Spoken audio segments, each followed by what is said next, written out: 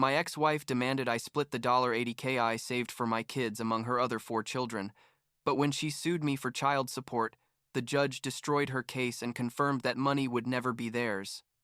I'm 39 years old. I work as a supervisor at a manufacturing plant, and I need to tell this story because, for the last few years, I've had to defend something that should be obvious, like my children's right to have their own future secured without my ex-wife and her new husband sticking their hands in the money I've been saving for them since they were born.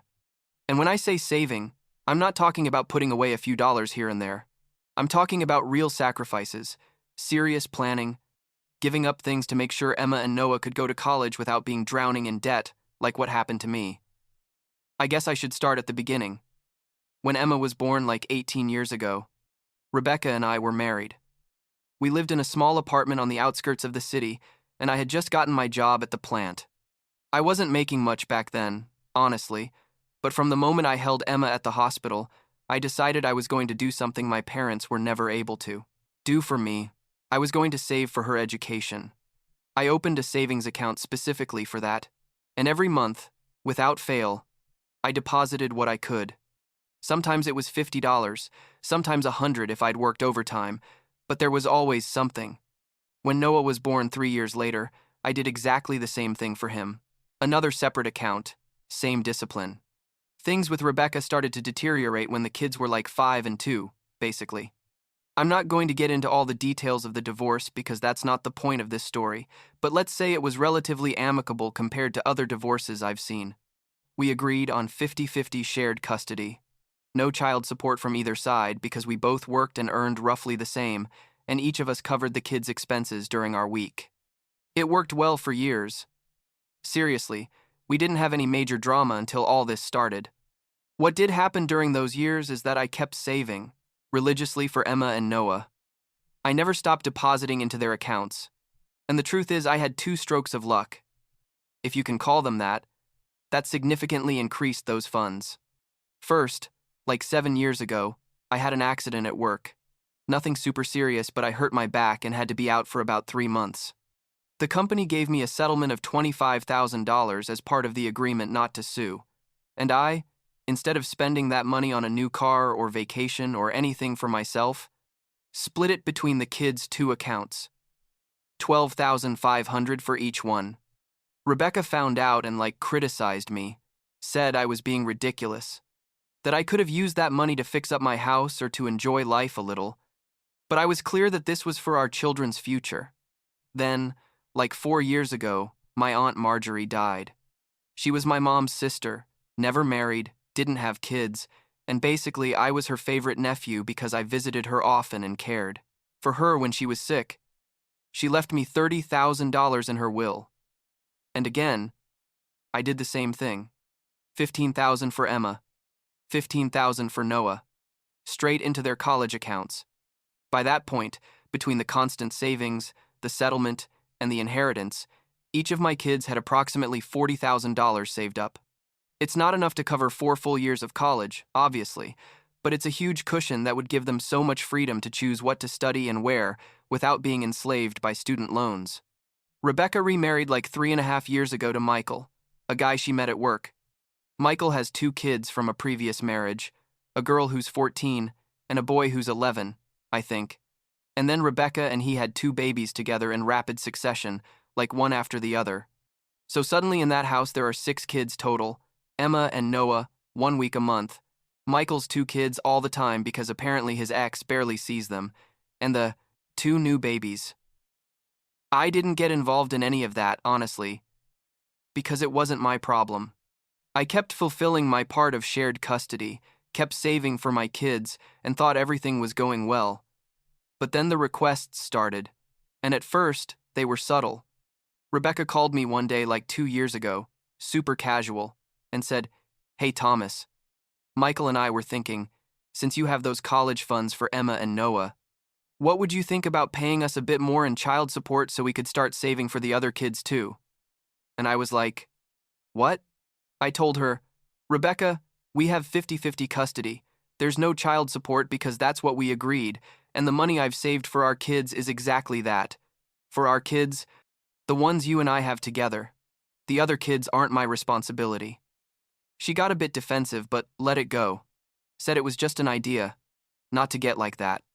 I thought that was the end of it.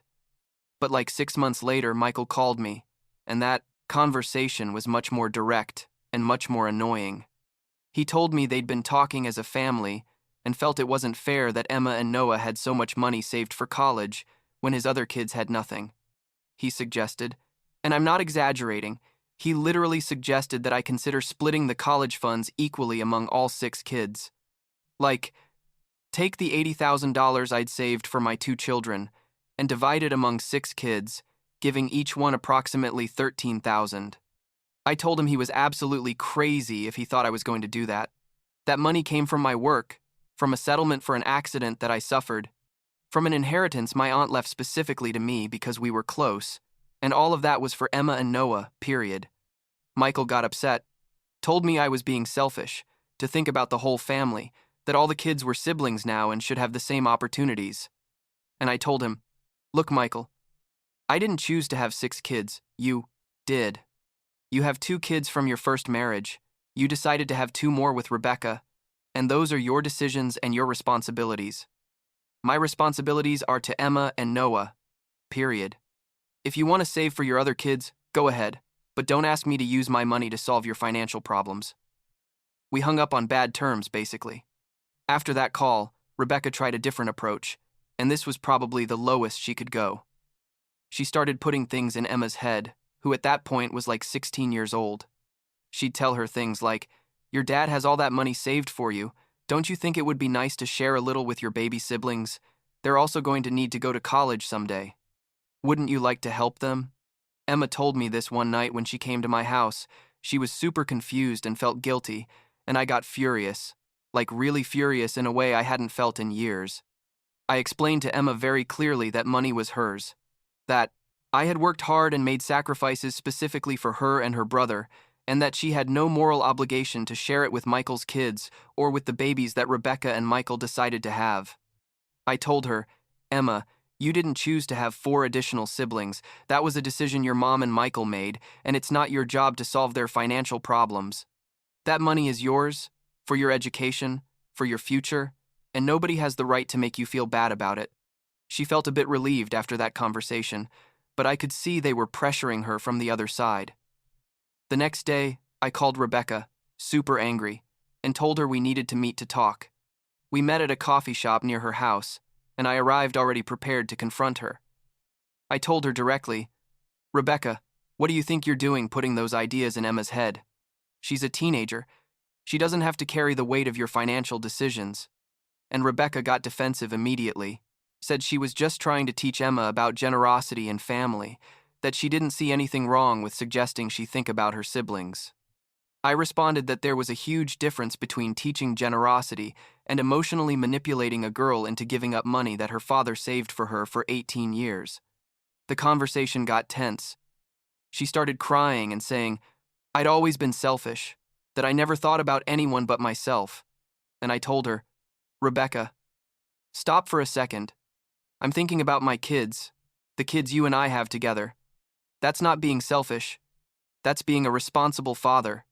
If you and Michael are having financial problems because you decided to have a large family, that's your problem, not mine, and definitely not Emma's.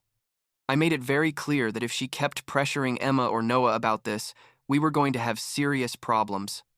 I thought with that conversation things were going to calm down, but it turns out it got worse. Noah, who was like 13 at the time, started having problems at school. His grades dropped, he was distracted, and when I confronted him, he told me that every time he was at his mom's house, Rebecca or Michael would tell him things about how lucky he was to have so much money saved while his baby siblings had nothing. A 13-year-old kid, you know what I mean? They were making a 13-year-old kid feel guilty about something he didn't even control.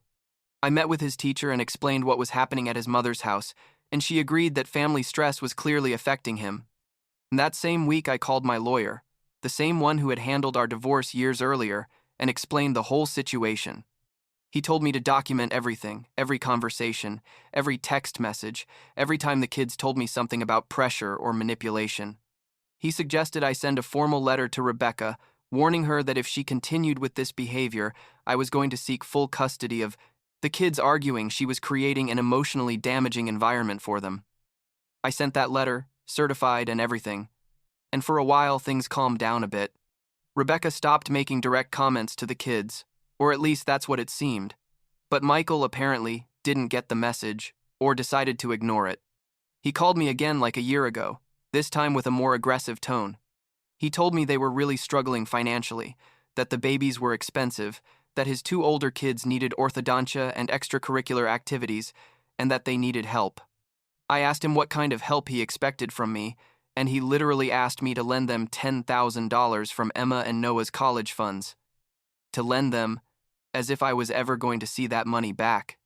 I told him no, that wasn't going to happen under any circumstances, and he started yelling at me, saying I was a terrible father, that I didn't care about the kids, that Emma and Noah were going to be ashamed of me when they grew up. I answered, Michael, Emma is 17, almost an adult, and she completely agrees that her money is for her. Noah also understands that money is his. You're the one trying to manipulate the situation because you made irresponsible financial decisions. If you can't support 6 kids, maybe you shouldn't have had 6 kids. I know it sounded harsh, but I was so tired of these conversations, of them constantly trying to make me feel bad for protecting what belonged to my kids. He hung up furious, and I thought, well, that's it, surely now they'll leave me alone. But no, like 6 months ago, Emma called me crying from Rebecca's house. Apparently, her mom had sat her down and told her directly that she needed Emma to agree to share her college fund with her siblings, that it was the right thing to do, that otherwise Emma was going to destroy the family. Emma was devastated. She was telling me through sobs, Dad, I don't know what to do. Mom says I'm selfish, that I don't think about my siblings, but that money is mine, right? It's for my college, right? And I told her, Emma, that money is absolutely yours. Your mom is completely out of line. Don't listen to her. Stay calm, and tomorrow we'll talk better when you come to my house. But inside I was boiling, like I'd never felt so angry in my life. The next day I went straight to Rebecca's house, knocked on the door, and when she opened I said, We need to talk right now. Michael was inside and came out too, and I told both of them, this is over. If you pressure Emma or Noah about the money again, if you make them feel guilty again, if you suggest again that you have any right to those funds, I'm taking you to court, and I'm fighting for full custody. I'm going to present evidence of emotional manipulation, of creating a toxic environment for my kids, and I'm going to do everything in my power to get them out of this house. Rebecca started saying I was overreacting, that she just wanted Emma to be generous, and I told her, Rebecca, Emma is already generous. She's a great sister to her baby siblings when she's here. But that doesn't mean she has to give up her future for your bad financial decisions. Michael got involved and started yelling that I had no right to threaten them, that he was also Emma and Noah's stepfather and had something to say in their upbringing. I responded that no, that he legally had no rights over my kids, that the custody arrangement was between Rebecca and me, and that he needed to stay in his lane. Things got ugly. Basically, we ended up yelling at each other in their driveway, and I left telling them any future communication had to be in writing or through lawyers. I thought that would scare them enough to make them stop, but no, Rebecca decided to go in the opposite direction. Like 3 months ago, I got a court notification. She was requesting child support, arguing she was the primary caregiver of the kids and needed additional financial support from me. I was like, what? We have 50-50 custody. I literally share exactly half the time with Emma and Noah. How can she be arguing she's the primary caregiver? My lawyer explained that she was trying to change the narrative, probably to get legal access to the money I'd saved, or to force me to pay support she could then use for her other kids. I prepared for the hearing like my life depended on it. I gathered all the documents, calendars showing I religiously fulfilled my 50% of custody, receipts for all expenses I covered for the kids during my time, school records showing I attended all parent meetings, everything. I also documented all the conversations about financial pressure, text messages where Michael asked me for money, emails where Rebecca suggested redistributing the college funds. My lawyer prepared a solid case showing that I not only fulfilled my responsibilities, but went beyond, consistently saving for my children's future without any legal obligation to do so. The hearing was like a month ago, and it was basically Rebecca and Michael trying to paint me as a distant and selfish father who had all this money saved while they struggled to feed 6 kids. Rebecca's lawyer argued that I should be contributing more to raising Emma and Noah, considering I had these substantial funds. My lawyer countered by showing that those funds were specifically for college education, that they came from my own salary, a personal settlement and a personal inheritance, and had absolutely nothing to do with child support obligations. He also presented evidence of the 50-50 custody that had been consistent for years, and the fact that Rebecca had originally agreed not to have child support from either side because we both worked and shared time equitably. The judge, thank God, saw through all this immediately. He asked Rebecca directly if there had been any substantial change in circumstances that justified modifying the original custody agreement, and she basically admitted no, that she just needed more money because her new family was more expensive to maintain. The judge told her, almost verbatim, "Ma'am, the decisions you made to remarry and have additional children are not Mr. Thomas's responsibility. He has consistently fulfilled the shared custody agreement. He has no obligation to support your new husband's children, and the funds he has saved for his biological children are his private matter." He dismissed the entire case, confirmed our 50-50 arrangement, and basically told Rebecca to stop trying to access money that didn't belong to her. I left that court feeling like a mixture of relief and exhaustion. Relief, because there was finally a clear legal decision protecting Emma and Noah's funds, but exhaustion, because I'd had to fight so hard for something that should have been obvious from the beginning. Emma was about to turn 18. She was literally applying to colleges at that moment, and instead of focusing on that, we'd been dealing with this absurd drama for years. Since that hearing, Rebecca and Michael have basically stopped bothering. There's still tension when we have to communicate about the kids, obviously, but the money requests stopped. Emma was accepted at a state university where she wants to study engineering, and when she saw the total cost and realized her college fund covered almost 2 full years without loans, she cried with happiness. She told me, "Dad, thank you for never giving up on this, for protecting me even when Mom tried to make you feel bad." And that made it all worth it. All the fights, all the awkward calls, all the energy I put into defending her. Noah still has a few years before college, but he already knows he has a fund waiting for him, and that gives him a security I never had at his age. Last week, he told me he wants to study something related to technology, that he likes programming, and I just thought, yeah, you can study whatever you want. You won't have to choose your career based on which university is cheapest or what loans you can get. And that's exactly what I wanted for my kids from the day they were born. I guess at the end of the day, I did the right thing, even though I had to fight way harder than should have been necessary to protect it.